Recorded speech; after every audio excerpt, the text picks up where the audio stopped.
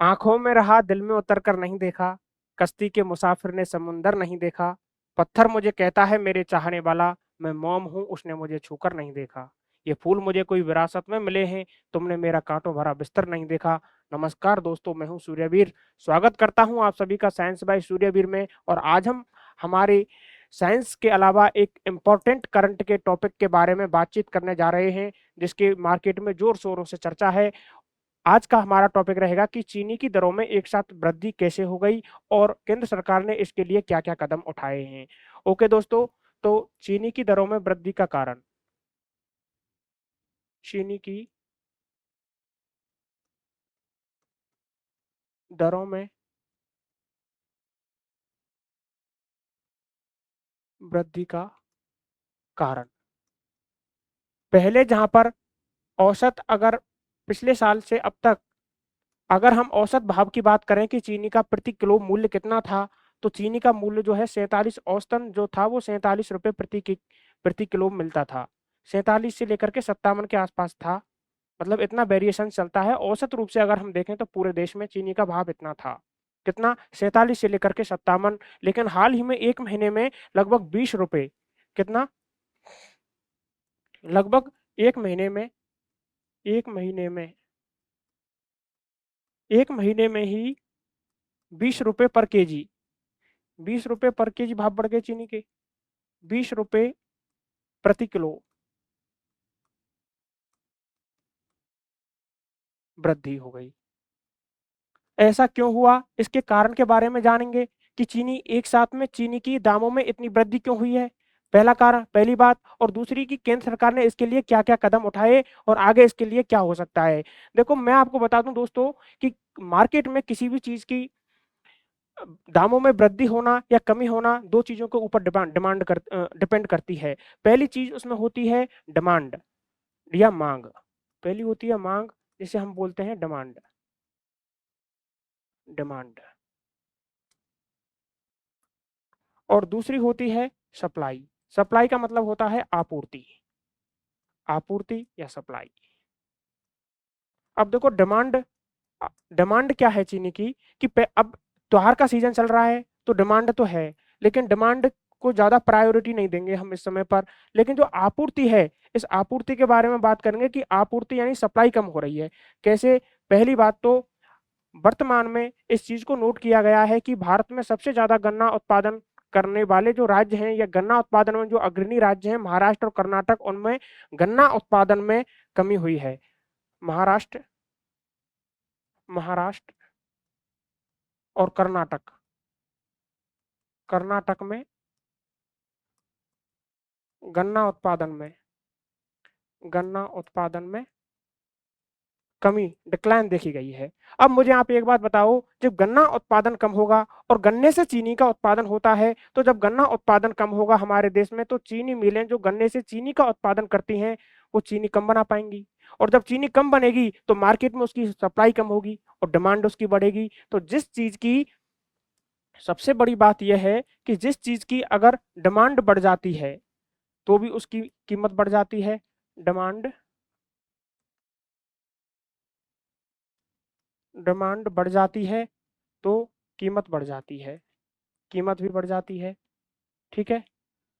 और उसकी अगर आपूर्ति कम हो जाती है या सप्लाई कम हो जाती है, आपूर्ति कम हो गई, तो भी उसके क्या है, भाव या कीमत जो है वो भी बढ़ जाएगी। तो ये दो चीजों के ऊपर डिपेंड करती है। अब हुआ क्या कि मांग तो त्योहारी सीजन के कारण मांग तो जो है ही, लेकिन गन्ने की सप्लाई नहीं हो रही। किसे नहीं हो रही? चीनी मिलों को या रिफाइनरी को जो गन्ना उत्पादन करती हैं, उनको पर्याप्त रूप से गन्ना उपलब्ध ही नहीं हो पा रहा है। जब उपलब्ध नहीं होगा तो चीनी नहीं बनेगी, और जब चीनी मिलों में नहीं बनेगी तो चीनी की सप्लाई नहीं होगी, और जब सप्लाई कम हो जाएगी यानी आपूर्ति कम हो जाएगी, तो फिर भाव अपने आप बढ़ जाएंगे। तो ये हुआ पहला कारण। तो महाराष्ट्र और कर्नाटक में इस बार के जो गन्ना उत्पादन में क्या हुआ, डिक्लाइन या कमी देखने को मिली है, उत्पादन में कमी देखने को मिली है। पहला कारण तो ये हो गया। दूसरी बात क्या हुई है? दूसरी बात हुई है ये E20 पेट्रोल जो अब हाल ही में चलने लगा है ज्यादातर इसका, वैसे काफी दिनों से इसका इस्तेमाल होता रहा है, लेकिन E20 पेट्रोल, अब देखो, E20, E20 दूसरा कारण है इसका, E20 का यूज, E20 का यूज। पिछले 2025 में, पिछले साल 2025 में अगर हम देखें तो 30 लाख टन, 30 लाख टन गन्ना उत्पादन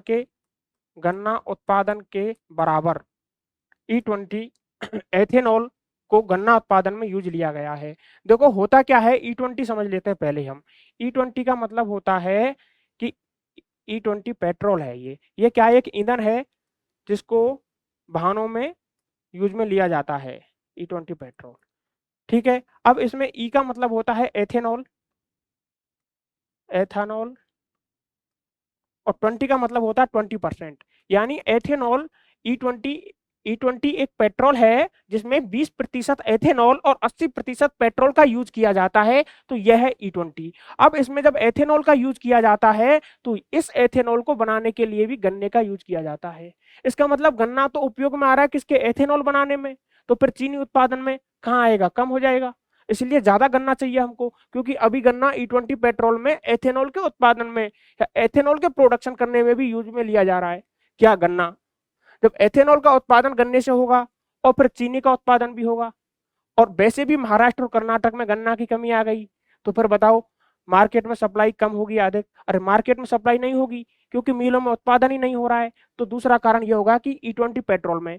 फिर बात क्या है कि 2025 में लगभग 30 लाख टन गन्ना उत्पादन के बराबर, 30 लाख टन गन्ना उत्पादन के बराबर जो एथेनॉल है वो निर्माण किया गया था। तो एक ये भी है कि एथेनॉल में इसका यूज किया जाता है गन्ने का। फिर दूसरी बात, त्योहारी सीजन, ये भी एक कारण है कि त्योहारी सीजन जब चलता है, त्योहार आते हैं देखो सितंबर से लेकर के, त्योहारी सीजन, इसमें क्या है कि सितंबर से लेकर के नवंबर तक, नवंबर तक त्योहार चलते हैं, और त्योहारों में मीठे पेय पदार्थ या फिर मीठी सामग्री बनाने का जो है अपने घरों में बनती हैं, तो इस कारण फिर उसकी हमें डिमांड भी ज्यादा रहती है, तो एक ये कारण भी हुआ है। ठीक है, तो ये तीनों कारण हैं। एक तो महाराष्ट्र और कर्नाटक में गन्ना का उत्पादन में कमी आ गई, फिर E20 पेट्रोल में भी एथेनॉल को 20% एथेनॉल यूज में आता है, और इस एथेनॉल जो है, एथेनॉल, इस एथेनॉल के निर्माण के लिए भी किसकी आवश्यकता पड़ती है, गन्ना की। किसकी दोस्तों, गन्ने की। तो वहां पर ही गन्ने की खपत हो रही है, तो गन्ना की खपत ज्यादा हो रही है तो मिलों में क्या गन्ना ज्यादा नहीं पहुंच पा रहा, तो गन्ना कम जाएगा तो फिर चीनी कम होगी, तो चीनी कम होगी तो मार्केट में उसकी सप्लाई कम होगी, इसलिए उसके दाम ऑटोमेटिक बढ़ जाएंगे। ठीक है, तो ये तीन चीज हो गई। फिर उसके अलावा, क्या है कि सरकार ने इसके लिए क्या कदम उठाए हैं। पहली बात तो सरकार ने इसके लिए एक गाइडलाइन जारी करी है। सरकार ने क्या कदम उठाए, केंद्र सरकार ने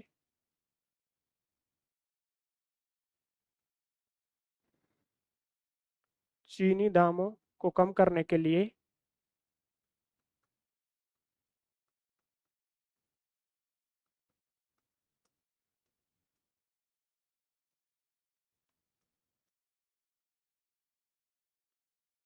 क्या कदम उठाए।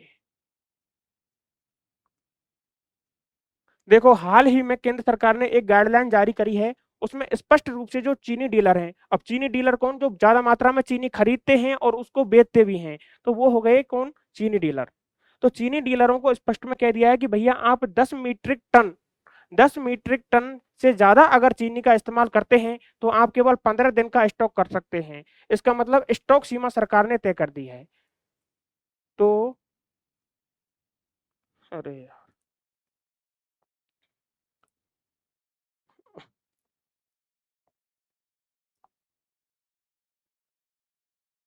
चीनी डीलरों के लिए स्टॉक सीमा तय, स्टॉक सीमा तय कर दी है।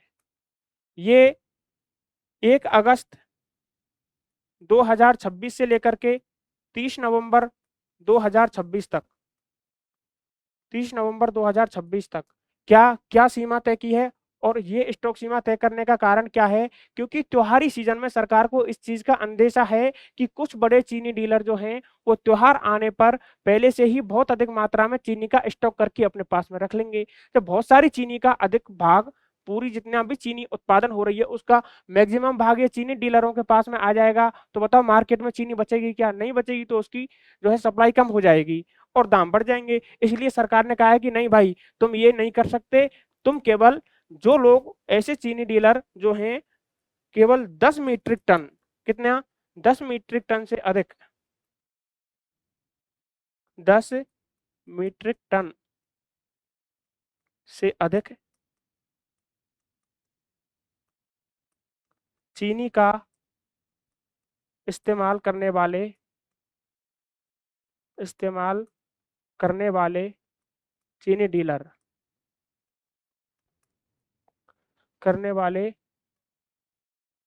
चीनी डीलर क्या कर सकते हैं? केवल 15 दिन का ही स्टॉक कर सकते हैं, 15 दिन का स्टॉक कर सकते हैं। इसलिए पहले ये 30 दिन का स्टॉक कर सकते थे, लेकिन अब सरकार ने कह दिया कि नहीं, अगर आप 10 मीट्रिक टन से ज़्यादा, कितना, 10 मीट्रिक टन से ज़्यादा अगर कोई भी चीनी डीलर, अगर ये क्या है, इस्तेमाल कर रहा है, कितने दिनों में इस्तेमाल कर रहा है? मासिक उत्पादन है ये, मासिक इस्तेमाल है। अगर 1 महीने में कोई भी चीनी डीलर 10 मीट्रिक टन से ज़्यादा अगर इस्तेमाल कर रहा है, तो उसके लिए सीधी गाइडलाइन या इंस्ट्रक्शन गवर्नमेंट ने ये दे दिया कि आप 15 दिन का ही इस्तेमाल कर सकते हैं। ये 15 दिन का ही स्टॉक कर सकते हैं। पहले जहाँ 30 दिन का था कि ये 30 दिन तक स्टॉक कर सकते थे, लेकिन अब ये 15 दिन तक स्टॉक करेंगे। तो ये बढ़िया काम किया है सेंट्रल गवर्नमेंट ने, पहला तो। फिर दूसरी बात, सामान्य चीनी डीलर भी जो भी हैं, वो भी 4000 कुंटल, कितना, 4000 कुंटल सामान्य चीनी डीलर, सामान्य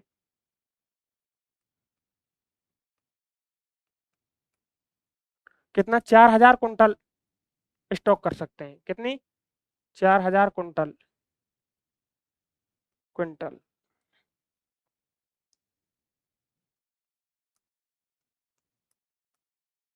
और ये 30 दिन के भीतर खत्म करनी होगी।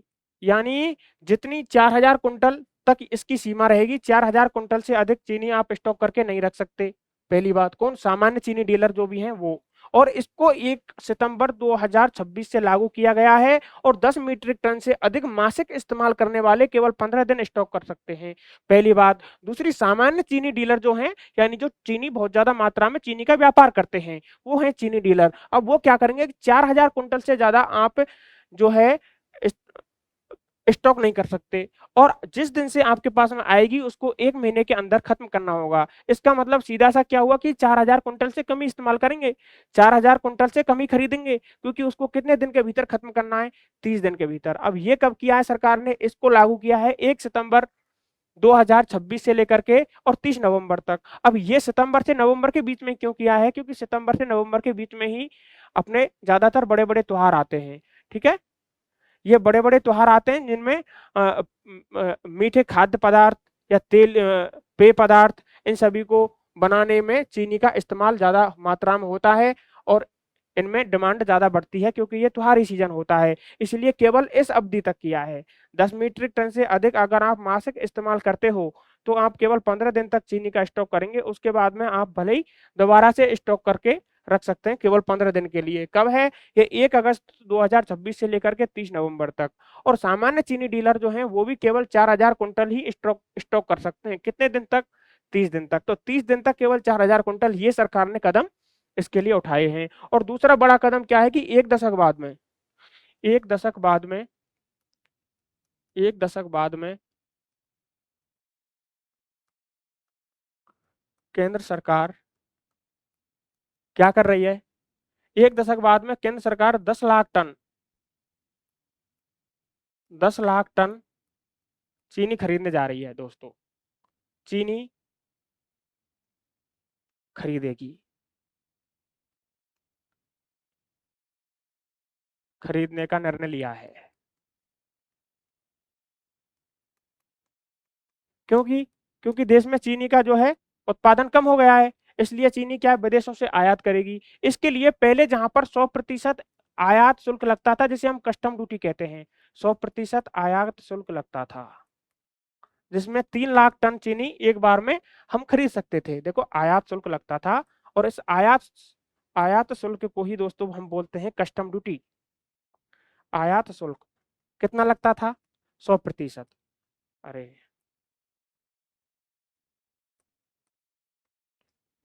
अब इसको बिल्कुल शून्य कर दिया है, और शून्य आयात शुल्क में जो चीनी बनाने वाली जो मिलें हैं, उनको सरकार ने भेज दिया है कि आप टैरिफ कोटा के लिए आवेदन कर दीजिए। इसी को बोलते हैं यार कस्टम ड्यूटी। कस्टम ड्यूटी अब क्यों बोलते हैं? देखो 100%, ये समझ लीजिए आप कि 100% आयात शुल्क का मतलब क्या है।